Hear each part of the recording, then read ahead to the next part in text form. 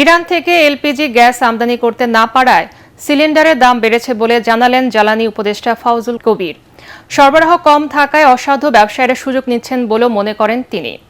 উপদেষ্টা বলেন, যেসব দেশে যুক্তরাষ্ট্রের নিষেধাজ্ঞা নেই সেখান থেকে গ্যাস আমদানির প্রক্রিয়া চলছে। এদিকে হাদির পরিবারকে 2 কোটি টাকা অনুদান দিচ্ছে সরকার। রিপোর্টে জানাচ্ছেন মাহবুব কবির চপল। রান্নার গ্যাসের জন্য হাহাকার চলছে অনেক পরিবারে। 1300 টাকার সিলিন্ডার 2000 টাকায়ও মিলছে না। একদিকে পাইপলাইনে গ্যাসের চাপ কম, অন্যদিকে সিলিন্ডার সংকট চরম বিপাকে ফেলেছে শহরের বাসিন্দাদের। এলপিজি গ্যাস ব্যবসায়ীদের হিসেবে দেশে 5.5 কোটি সিলিন্ডার রয়েছে।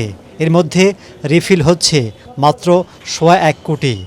দেশে বছরে এলপিজি গ্যাসের চাহিদা 17 লাখ টন। আমদানি করে 5 থেকে 6টি কোম্পানি। তাদের সাথে বৈঠক করেছে জ্বালানি মন্ত্রণালয়ের কর্মকর্তারা। জ্বালানি উপদেষ্টা জানান, মধ্যপ্রাচ্য থেকে এলপিজি গ্যাস আনতে না পারায় সংকট সৃষ্টি হয়েছে, যা বিকল্পভাবে সমাধানের চেষ্টা চলছে। সমস্যাটার কারণ হচ্ছে যে আগে আমাদের দেশে ইরান থেকে এলপিজি আসতো। এইবার ওরা করছে কি, যে জাহাজগুলো ইরানিয়ান এলপিজি ক্যারি করছে সেগুলোর উপরে নিষেধাজ্ঞা দিয়েছে। যেসব দেশ বা জাহাজ এমবার্গোর অধীন না, ওই এখানে একটা আই গ্যাস বলে একটা টার্কিশ কোম্পানি আছে, ওরা ওই যে বিভিন্ন জায়গা থেকে সোর্স করতে, তো এই জন্য এই সময়টা এই জন্য লাগতেছে। রোজার আগেই পরিস্থিতি স্বাভাবিক হবে বলেও জানান তিনি। অসাধু ব্যবসায়ীদের বিরুদ্ধে অভিযান চলমান থাকবে।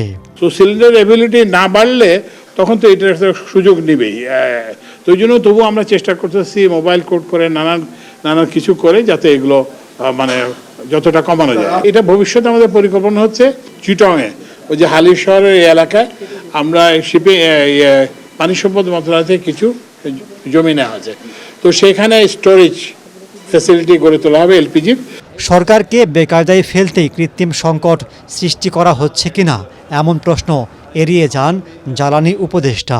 এইবারের থেকে আমাদের যেটা সেটা হচ্ছে যে আমরা সরকারি বেসরকারি খাতের পাশাপাশি আমরা সরকারি খাতকেও রাখবো, যাতে করে একটা বাজারে একটা ভারসাম্য আসে।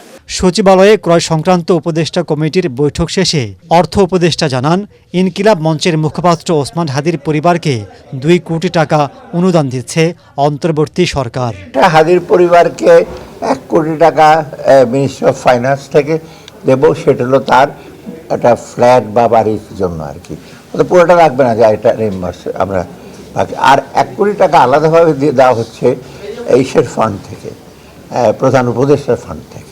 সেটা তার জীবিকা নির্বাহের জন্য। মাহবুব কবির চপল, ATN বাংলা, ঢাকা।